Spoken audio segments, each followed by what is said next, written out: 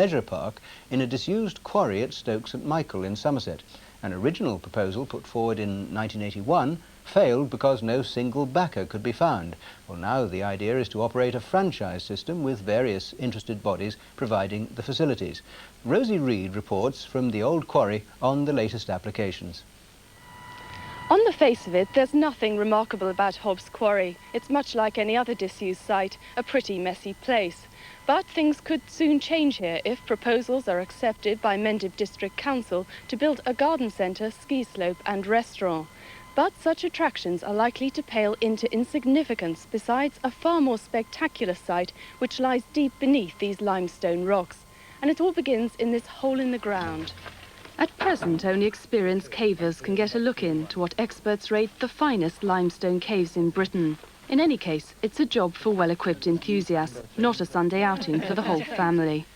Right, I'll go through and open up the second gate, and if you just like watch people underneath that first slab, all right? Yeah, will do. Just getting through the entrance hole is a tight enough squeeze, but this, my guides warn me, was nothing compared to what lay ahead of us. However, the plan is, if the fairy caves are open to the public, to drill a much wider opening through the outer rock face.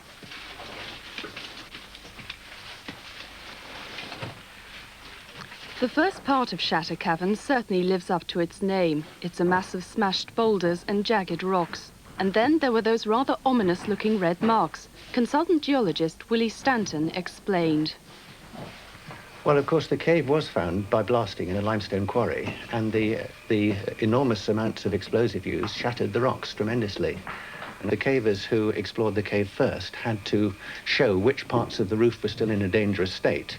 And this particular boulder here is hanging as though it could drop at any minute. It was no place to linger. We pressed on through passages littered with smashed stalactites and stalagmites, long since destroyed by the blasting. But then there it was, the first little grotto with all the formations intact. This part of the cave isn't a very exceptional part of this particular cave, although in many other show caves it would be one of their prized grottos. You've got the stalactites which hang from the roof. Some of them look like pencils or straws. You've got little curtains, you see at the end there, a little curtain stalactite with a serrated edge, which is individual crystals growing out. And on the floor we have stalagmites growing up from a stalagmite terrace, and on that terrace you can see all the little glinting, sparkling crystal faces of the calcium carbonate crystals.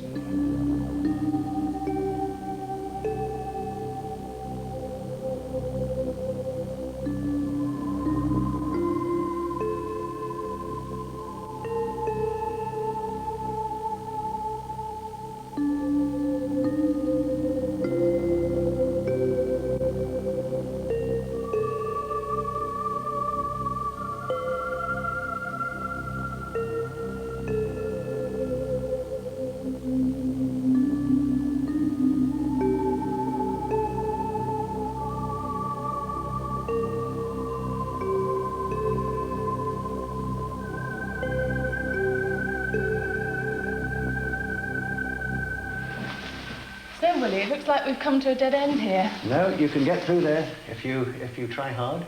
It's going to have to be widened, but we shan't make it any wider than necessary.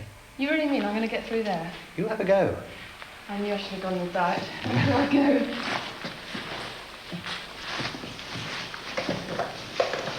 I think I'm getting stuck. I think you've got to go up a bit, Rosie.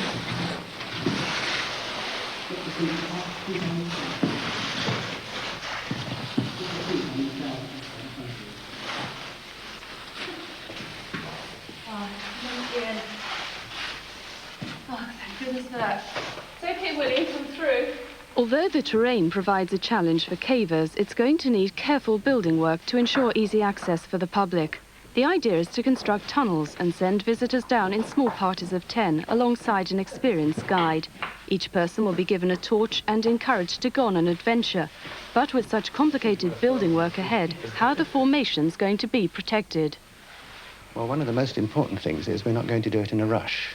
Whereas in the past, in other show caves, visitors have been able, through, I think, the management being perhaps over-trusting, they have been able to sneak ways of breaking off individual stalactites. And as a result, the cave has been ruined. In this particular cave, we think that we'll have to sacrifice the freedom of viewing for rather more restrictive measures which will be put in to protect the formations. I've been caving for 40 years and I've never seen finer caves in Britain. The tourist industry going underground in Somerset. Rosie Reed reporting.